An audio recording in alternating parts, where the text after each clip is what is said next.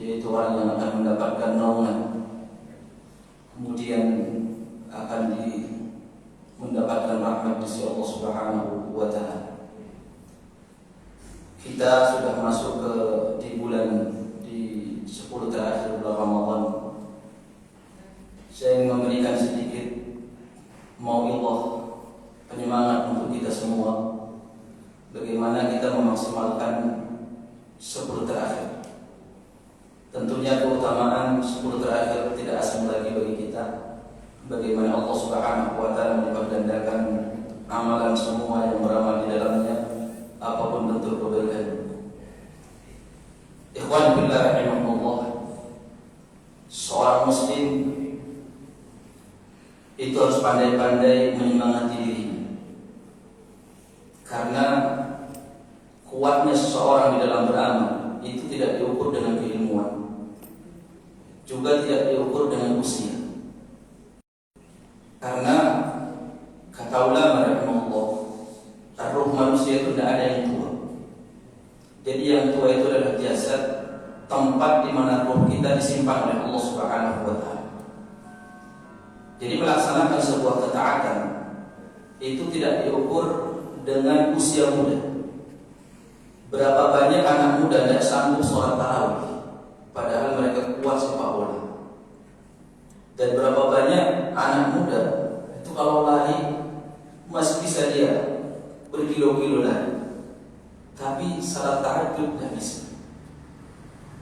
Tapi orang yang umur 70 tahun, 60 tahun, anehnya mereka tidak pernah absen. Pertanyaannya, kenapa yang 70 tahun, 60 tahun kuat beribadah, anak muda tidak kuat? Disitulah sesungguhnya kita mengetahui bahwa melaksanakan sebuah ketaatan tidak diukur dengan umur. Karena sesungguhnya yang membuat jasad kita ini bisa bergerak itu adalah ruh kita. Makanya biasa para ulama menyebutkan orang yang punya semangat tinggi itu akan capek jasadnya. Kenapa? Karena jiwanya memiliki semangat yang tinggi. Jadi jasadnya tidak sanggup mengikuti, akhirnya capek. Tapi orang yang tidak punya semangat tinggi, maka dia akan mengikuti jasadnya. Jadi kalau jasadnya capek, dia istirahat. Kalau jasadnya tidak sanggup, maka dia tidak beramal. Tapi orang yang punya cita-cita yang luar biasa tinggi, sekalipun umurnya tua, sekalipun dia capek, itu dia mampu maksimal untuk beramal. Kenapa? Karena jiwanya termotivasi. Maka di dalam beramal, tua muda, orang yang alim sama orang awam itu bersaing. Kita tidak boleh kalah. Kata ulama rahimahullah, sekalipun andaikan ada ulama besar itu hadir bersaat ini, kita tidak boleh kalah untuk beramal. Boleh kita nimba ilmu sama mereka, karena itu wasilah. Tapi bersaing dalam beramal itu tidak boleh kalah. Karena Allah mengatakan wa bidzalika falyatanafasul mutanafisun, kita suruh bersaing berlomba-lomba. Allah Subhanahu wa Ta'ala menakdirkan kita bertemu dengan 10 terakhir di bulan Ramadan ini. Jamaah sekalian, kata Rasulullah sallallahu alaihi wasallam di hadis yang diriwayatkan oleh Imam At-Tabrani rahimahullah, orang yang sudah meninggal dunia itu mereka iri dengan orang yang masih hidup saat mereka melaksanakan amalan sholat 2 rakaat. Jadi mereka yang sudah meninggal itu iri kepada orang yang masih hidup. Kenapa? Karena mereka itu sudah tidak punya kesempatan lagi untuk beramal. Jadi orang yang sudah wafat itu tahu betul, yakin seyakin-yakinnya betapa mahalnya amalan sholat. Tapi saat dia masih hidup di dunia, dia tidur. Dia tidak bisa membedakan mana yang mahal dalam hidup ini. Yang mahal bagi dia itu harta. Makanya kata Ali radhiyallahu anhu, "An-nasu niyamun idza matu intabahu." Kebanyakan manusia itu di dunia tidur. Jadi tidak sadar bahwa dia menuju Allah Subhanahu wa Ta'ala. Dia tidak sadar bahwa hidup ini mahal. Idza matu intabahu, kalau sudah wafat baru bangun, baru terjaga dari tidurnya. Oh iya, saya belum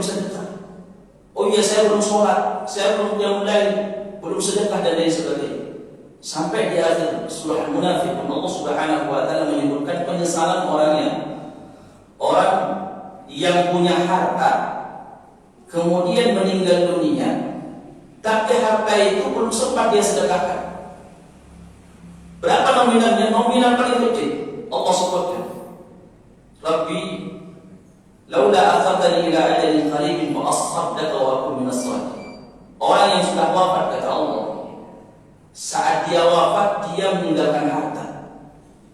Itu dia minta kepada Allah, ya Allah, kembalikan saya ke dunia. Tujuannya bukan untuk mengumpulin harta lagi, bukan untuk mengumpulin harta, bukan untuk bangun rumah. Kalimatnya fa as-saddaq. Kalimat as-saddaq, kalau orang belajar bahasa Arab, mereka tahu ada di situ kalimat satu huruf yang dibuang, namanya huruf ta. Aslinya atasaddaq, fa atasaddaq. Tapi di situ dia bilang fa as-saddaq. Maknanya apa kata ulama? Tak di situ kata ahli balaghah itu ta'ul judi. Tak yang menunjukkan nominal besar. Kalau orang ingin mengatakan saya ingin bersedekah dengan nominal besar, dalam bahasa Arabnya atasaddaq. Tapi kalau dia ingin bersedekah dengan nominal yang kecil sekalipun Rp1.000, dia akan bilang as-saddaq. Allah mengabarkan orang yang punya harta di dunia saat sudah wafat tidak sempat disedekahkan, itu dia ingin balik ke dunia, ingin sedekah walau Rp1.000, walau Rp1.000. Jangankan 10, jangankan sampai 100 juta. Penyesalan yang tidak mungkin ada solusi. Allah hanya mengabarkan kepada kita orang yang masih hidup. Maknanya apa? Maknanya kita diberikan oleh Allah Subhanahu wa taala bertemu dengan 10 terakhir ini mahal harganya. Cuma nilai ini belum kita yakini kemahalannya sampai Allah mencabut nyawa kita. Makanya Allah Subhanahu wa taala banyak di dalam Al-Qur'an mengabarkan orang-orang yang sudah meninggal wafat kemudian ingin kemana? Ingin kembali ke dunia. Tujuannya apa? A'malu shalihan fima tarak. Ya Allah, baiklah saya ke dunia. Saya ingin beramal. Yang dulu saya remehkan, saya sia-siakan, saya abaikan. Saya baru yakin sekarang. Ternyata mahal. Apa yang mahal dalam hidup ini? Amalan saleh. Allah Subhanahu wa taala mengabarkan sebesar apapun dunia kita dikasih oleh Allah Subhanahu wa taala, Allah mengatakan mata'un qalil. Silakan kamu hitung harta kamu berapa jumlah, berapa miliar. Allah mengatakan itu pemberian sedikit. Tidak layak kita bergembira. Karena saat seorang diberikan harta sebanyak-banyaknya oleh Allah, tapi tidak diberikan keinginan untuk bersedekah, hakikatnya diberikan yang sedikit. Orang kalau diberikan sedikit, tidak layak dia gembira. Tidak ada alasan untuk bergembira. Mata'un qalil. Dalam banyak ayat Allah Subhanahu wa taala mengatakan seperti itu. Tapi kapan seseorang itu diberikan sesuatu yang mahal? Saat dia mampu mengeluarkan hartanya untuk sedekah. Allah mengatakan, "Wa man yu'tal hikmata faqad utiya khairan katsiran."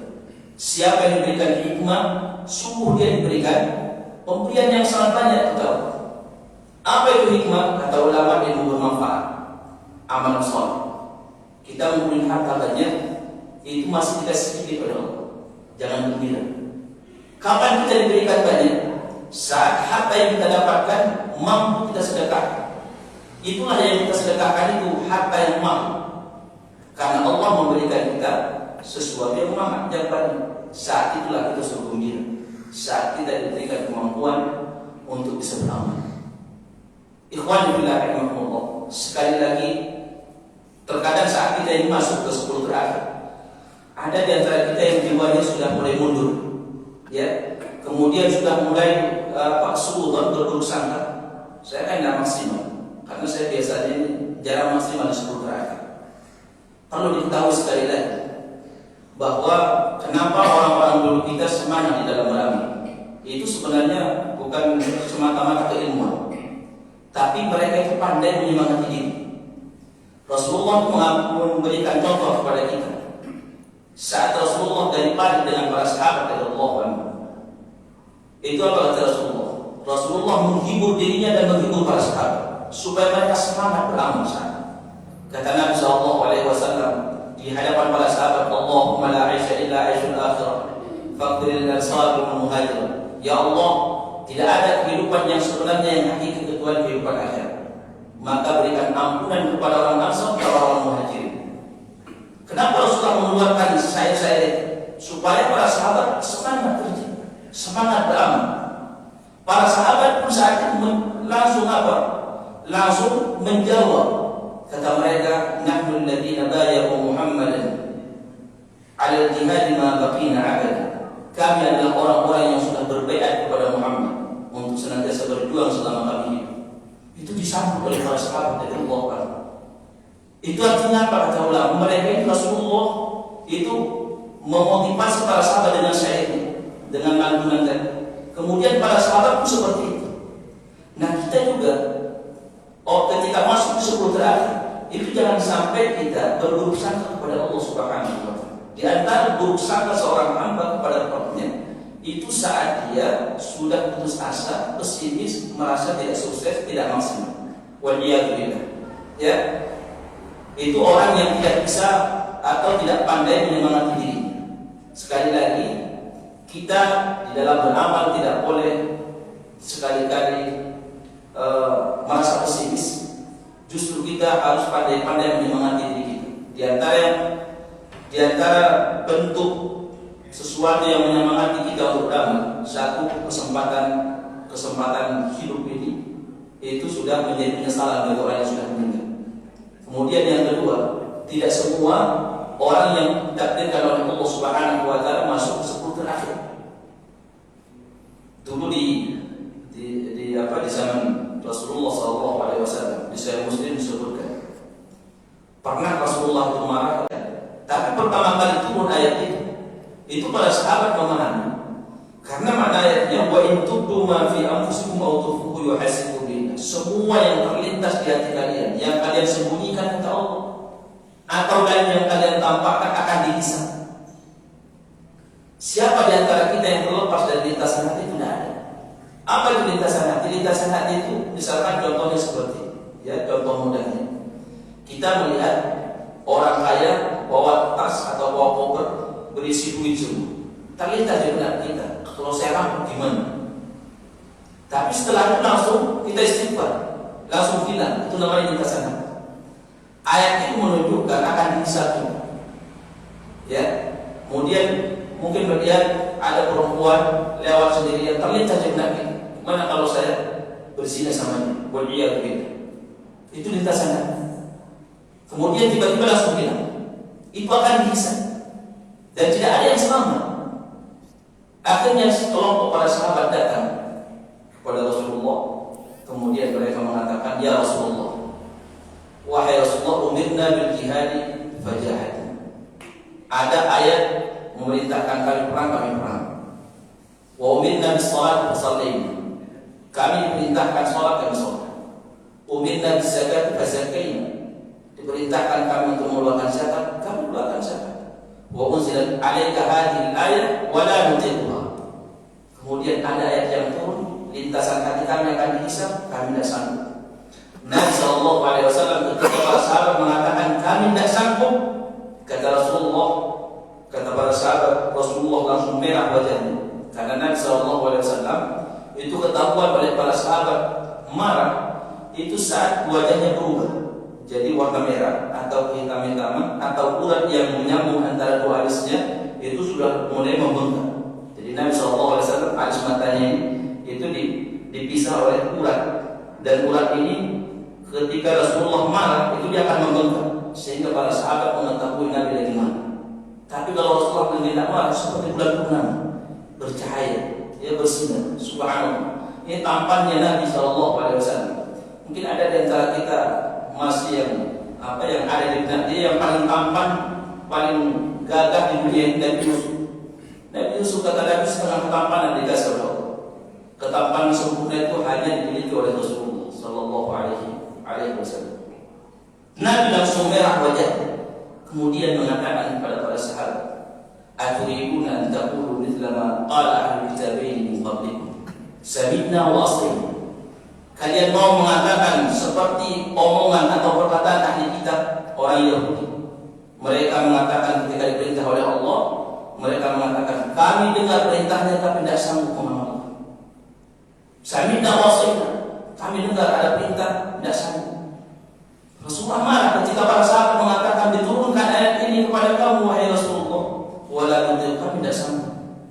Kata Nabi, bal sami'na wa ata'na. Seorang muslim kata Nabi, apapun yang Allah perintahkan, apapun yang Allah larang, sekalipun secara hitung-hitungan dia tidak sanggup, dia mengeluarkan kata siap. Sami'na wa ata'na, kami siap mengamalkan. Karena nanti di tengah jalan itu urusan yang lain. Yang penting kita merespon perintah dan larangan Allah itu dengan kata siap. Itu bentuk optimis seorang hamba terhadap Allah, mengatakan siap. Tidak boleh kita bersedih. Datang bulan Ramadan 10 terakhir, saya siap bersaing. Jangan kemudian mundur. Karena kalau seorang muslim itu sudah mengatakan saya tidak siap baca Quran, tidak siap memaksimalkan 10 terakhir, udah jiwanya itu akan kendor. Sehingga apa? Tidak ada kemampuan, tidak ada kekuatan untuk beramal. Sekali lagi, banyak orang tua umur sudah 70, kemudian 60 tahun sanggup menghatamkan Quran, sanggup. Kemudian dia mulai satu berjam-jam. Sampai ada di negara Arab itu, ada orang itu kalau setiap malam itu 15 juz. Ada umur 70 tahun, itu santai aja dia. Dari habis isya sampai subuh, santai dia berdiri. Kenapa dia kuat? Jiwa. Sekali lagi, jiwa ini kalau kita tidak pandai-pandai untuk memotivasi, kita tidak akan bisa beramal. Hasan al-Basri rahimahullah ta'ala mengatakan seperti ini, nufusukum maqayyakum fa asbihuha tablu. Jiwa kalian itu kendaraan kalian menuju Allah, maka pandai-pandailah kalian menjaganya supaya kalian sampai tujuan. Karena kalau kita dibiarkan jiwa ini, maka dia tidak akan sampai membawa kita kepada tujuan yang mulia menuju Allah Subhanahu wa ta'ala. Maka cara beramal sekali lagi, kita harus cari dan pandai-pandai memotivasi diri. Motivasi diri kita supaya jiwa kita itu merasa besar. Sampai Hasan al-Basri rahimahullah, kalau dia sudah tidak tahan malas, Hasan al-Basri itu kalau sudah mulai malas, dia merasakan malas, dia mengatakan kalimat seperti ini. Apa sahabat Muhammad kira kalau mereka bisa mengalahkan saya dalam beramal? Tidak bisa. Itu sebenarnya dia yakin dia tidak bisa mengalahkan para sahabat dalam beramal. Karena para sahabat orang direkomendasi oleh Allah di tazkiyah, generasi yang terbaik. Cuma kenapa dia keluarkan kalimat itu? Supaya termotivasi diri dia kalau dia kurang hebat di dalam beramal, ingin bersaing dengan para sahabat, ingin dikalahkan para sahabat. Begitu cara orang. Jadi tidak ada istilah pesimis di dalam beramal. Ini 10 terakhir. Ini kalau kita tidak pandai-pandai sekali lagi untuk membuat jiwa kita besar, tidak bisa kita baca Quran dan tidak sabar, tidak betah. Ya Allah, tapi buka hati berjam-jam itu kuat. Quran 1 menit hilang. Kenapa? Jiwa, bukan mata. Jiwa. Ada orang tidak bisa baca Quran, ya, tapi dia khatam Quran. Itu gimana? Dia saking semangatnya ingin baca Quran, ingin meraih pahala di bulan Ramadan, apalagi 10 terakhir. Itu sama sekali dia tidak bisa baca Quran, 1 ayat pun tidak bisa dia baca. Dia hanya bisa kalimat la ilaha illallah. Sehingga Quran itu begitu masuk bulan Ramadan, itu dia baca la ilaha illallah Quran dari awal sampai akhir. La ilaha illallah, la ilaha illallah, la ilaha illallah sampai terakhir selesai. Padahal tidak bisa dia baca Quran. Nah, kita ini yang diberikan oleh Allah modal bisa baca Quran, mata bisa melihat, kemudian masih tidak sanggup baca. Apakah kita tidak termotivasi dengan orang yang sampai saat ini dia tidak bisa baca Quran tapi khatam Al-Quran? Pertanyaannya, apakah dia dapat pahala? Saya tidak tahu apakah dia dapat pahala ayat baca la ilaha illallah. Fattaqullaha mastata'tum. Tapi yang kita ambil adalah semangat dia di dalam beramal. Jadi orang yang bisa mampu untuk beramal memaksimalkan 10 terakhir, jamaah sekalian, itu sekali lagi bukan keilmuan. Banyak orang berilmu tidak sanggup juga dia mulai. Banyak orang berilmu hafid juga tidak sanggup dia mulai. Banyak. Kenapa? Jiwa. Ya. Ada orang muda tidak sanggup, orang tua sanggup, orang awam bisa. Sekali lagi jiwa. Jiwa ini kalau kita pandai untuk mengelola, pandai kita memotivasi diri, dia sanggup, dia kuat. Karena sekali lagi ruh itu kata ulama tidak ada namanya ruh tua. Tidak ada ruh orang tua. Yang tua itu adalah apa? Jasad kita ini yang tua. Jadi kalau seorang kita yang sudah merasa tidak sanggup, jiwa kita kendor, kemampuan kita hilang. Kalau apalagi 10 terakhir masuk, kita mengatakan, oh saya biasanya kalau 10 terakhir tidak khatam Quran. Ya udah, dia sudah mengatakan seperti itu, dan itu doa, dan itu dosa besar. Seseorang berburuk sangka terhadap roh. 3 hari sebelum Rasulullah wafat, di hadis Jabir Nabi berpesan. Kata Rasulullah SAW, "Iyyakum la yamutanna ahadukum illa wa yusnu dhanna bi rabbih." Jangan sekali-kali ada di antara kalian yang wafat sementara berburuk sangka terhadap roh. Jadi buruk sangka itu satu dosa besar, 2 menghilangkan kekuatan beramal. Kemudian orang yang berbaik sangka kepada Allah itu adalah pahala besar. Kemudian besarnya pahala orang yang berbaik sangka dan tidak ada ruginya orang berbaik sangka. Pokoknya kita berjanji sama diri sendiri. Pokoknya khatam Quran 10 terakhir. Saya mampu yang mulai, saya bisa sedekah. Di hadis Jabir radhiyallahu anhu diriwayatkan oleh Imam Muslim rahimahullah. Nanti di hari kiamat itu ada 3 orang ahli neraka dikeluarkan oleh Allah dari neraka. Kemudian dihadapkan kepada Allah Subhanahu wa taala. Tidak lama kemudian mereka dikembalikan oleh Allah. Kata Allah kepada mereka, kembalikan mereka ketiga-tiganya ke dalam neraka. Akhirnya mereka kembali ke neraka. Ada 1 orang yang noleh ke belakang. Dari 3 orang itu noleh ke belakang. Kata Allah, kenapa kamu melihat? Kata hamba tersebut, ya Allah, saat Engkau mengeluarkan kami dari neraka, tidak terlintas di benak saya kalau Engkau akan mengembalikan kami. Akhirnya kata Allah, yang satu ini masukkan ke surga, yang 2-nya masukkan kembalikan ke neraka. Apa kata ulama rahimahullah? Ketiga-tiga orang ini dikeluarkan oleh Allah dari neraka, diberikan kesempatan untuk berbaik sangka kepada Allah. Tapi kedua-duanya tetap berburuk sangka bahwa dia akan kembali ke neraka. Akhirnya apa? Dikembalikan ke neraka. Karena itu prasangkaan dia. Ana inda dhanni 'abdi. Saya sesuai persangkaan hamba. Kalian berbaik sangka, saya bantu. Berburuk sangka, saya berikan kelumpuhan. Saya tidak akan berikan kekuatan. 1 orang, dia saat dikeluarkan oleh Allah dari neraka sudah terlintas di benak dia yang namanya Rabb, Sang Pencipta, saat mengeluarkan hambanya dari neraka tidak mungkin dimasukkan kembali. Itu bagi dia paham siapa Allah Subhanahu wa taala. Karena dia berbaik sangka kepada Allah, akhirnya tidak dikembalikan ke neraka. Di mana dia dimasukkan ke dalam surga? Karena berbaik sangka kepada Allah. Sekali lagi, berbaik sangka kepada Allah Subhanahu wa taala itu adalah amalan yang paling mulia, akan menumbuhkan kekuatan seorang saat baca Quran, qiyamul lail dan amalan yang lain. Jadi kita ini 10 terakhir, apa yang harus kita lakukan? Amalan banyak semua, ya, banyak amalan kebaikan yang bisa kita amalkan. Jangan sampai kita kehabisan pintu amalan di 10 terakhir. Cuman masalahnya kita tidak bisa mengelola jiwa. Akhirnya semuanya lepas. Dia sedekah, tidak khatam Quran, tidak qiyamul lail, tidak, kemudian amalan lain juga tidak. Kenapa? Sekali lagi kita tidak bisa mengelola jiwa kita. Akhirnya apa? Hilang semua pintu amal. Maka caranya adalah saat masuk 10 terakhir tinggal 7 hari. Itu setiap diri kita harus berjanji kepada Allah Subhanahu wa taala. Berjanji tidak perlu kepada orang lain. Janji kepada diri, kepada Allah. Kita berjanji, saya di 10 terakhir akan menghatamkan ini, saya akan beramal ini, saya akan bersedekah dan lain sebagainya. Berjanji kepada Allah. Perkara itu nanti apa kita tidak bisa menjalankan, itu takdir Allah Subhanahu wa taala. Dulu ada seorang sahabat namanya Anas bin Nawar. Anas bin Nawar ini, beliau tidak ditakdirkan Allah ikut perang Badar. Sementara di perang Badar semua sahabat 313 orang dijamin masuk surga. Akhirnya dia menyesal. Dia menyesal karena keutamaannya besar, sementara dia tidak ditakdirkan itu. Akhirnya Anas bin Nawar ini pamannya Anas bin Malik radhiyallahu anhu datang menemui Nabi sallallahu alaihi wasallam. Kemudian dia mengatakan, ya Rasulullah,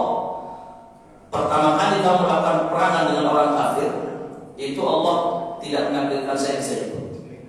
Tapi saya berjanji, ini janji ini, saya berjanji demi Allah, apabila Allah menakdirkan saya bisa bertemu dengan orang kafir di peperangan selanjutnya, la yarayanallahu ma asam, saya akan tampakkan kepada Allah kalau saya bisa berperang. Jadi dia berjanji di hadapan Nabi, tapi janjinya kepada Allah.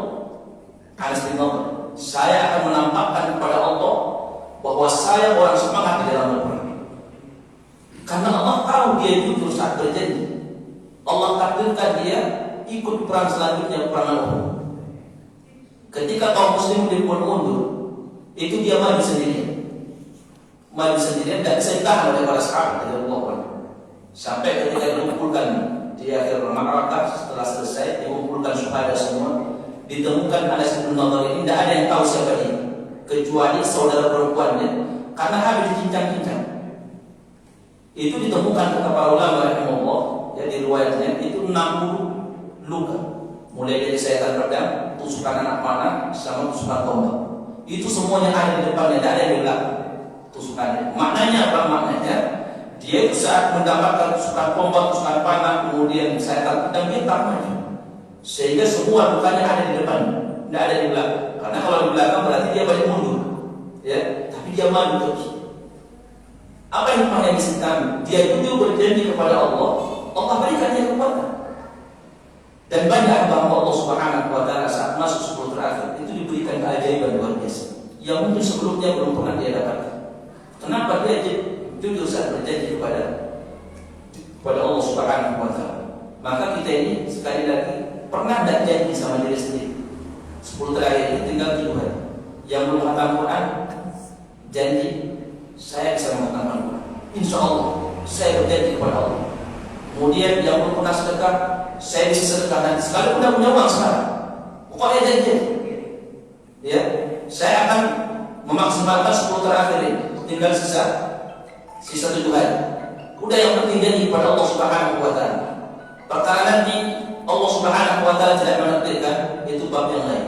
Intinya kita sudah punya pahala di sisi Allah Subhanahu wa taala. Karena kalau seorang sudah berburuk sangka kepada Allah, satu dosa besar. Kemudian dia tidak diberikan kemampuan oleh Allah untuk mengamalkan. Jadi kekuatan, sekali lagi jemaah sekalian, itu bukan ilmu dan bukan tenaga, tapi bagaimana kita mengelola jiwa kita, bagaimana kita mengelola jiwa ini. Nah, kemudian terakhir, ya, karena mungkin ini habis subuh ya, enak tidur, jadi takutnya hilang konsentrasi. Terakhir ini saya sampaikan bagaimana ulama salaf rahimahullah menyambut 10 terakhir, dan ini banyak digadaikan oleh kaum muslimin dan saya sudah sampaikan di beberapa tempat. Jadi mereka ini sebagai bentuk optimis mereka kepada Allah Subhanahu wa taala, ulama salaf kita itu mereka saat masuk 10 terakhir itu mereka yang punya kemampuan beli baju baru, bukan untuk lebaran, tapi untuk qiyamul lail di 10 terakhir. Itu mereka. Tidak kayak kita. Biasanya kita dia udah pakai baju biasa, bahkan baju sobek-sobek, bahkan baju yang busuk. Baju yang bagus ada di rumah dipakai kalau pertemuan apa?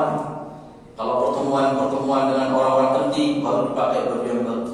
Kita mau bertemu dengan Allah Sang Pencipta itu pakai baju sobek-sobek, baju busuk, baju yang murah. Itu kedudukan Allah di mata kita. Pengaruh tidak pengaruh sama ibadah. Beda tidak saat kita pakai baju baru, ya baju gagah bagus, mahal, dengan baju yang murah atau sobek-sobek busuk saat ibadah, pengaruh terhadap kesukaan, terhadap ta'zim, pengaruh terhadap Allah itu pengaruh. Ya, kemudian mereka membeli minyak wangi yang mahal. Itulah masalah. Cari pasar beli minyak wangi. Sehingga 10 terakhir, baik itu kaum laki-laki kaum wanita yang mereka fokus ibadah di rumah. Ulama-ulama salaf itu perempuannya itu di kamar mereka itu kubur dibakar, kayak kayu gahari itu dibakar, sehingga ruangannya wangi. Ruangannya setelah wangi, kemudian mereka sholat, pengaruh dan pengaruh. Ketimbang apa? Ketimbang ruangan kita ini bau, pengaruh tidak sama kesukaan, pengaruh juga. Nah, ulama salaf seperti itu.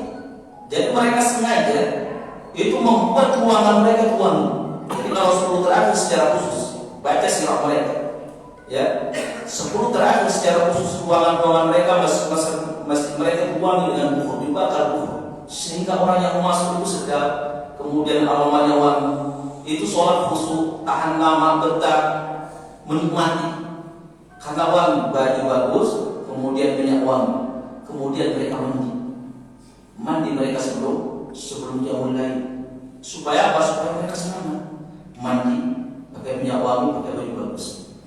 Subhanallah, kita biasa kalau pakai baju bagus, minyak wangi pas lebaran saja, padahal kita ini mau ketemu Allah Subhanahu wa ta'ala. Bukankah Rasulullah mengatakan di hadis yang sahih, seorang hamba saat sholat bermunajat kepada Rabbnya, tidak boleh dia berdiri ke samping kanan samping kiri saat sholat karena Rabbnya ada di depan.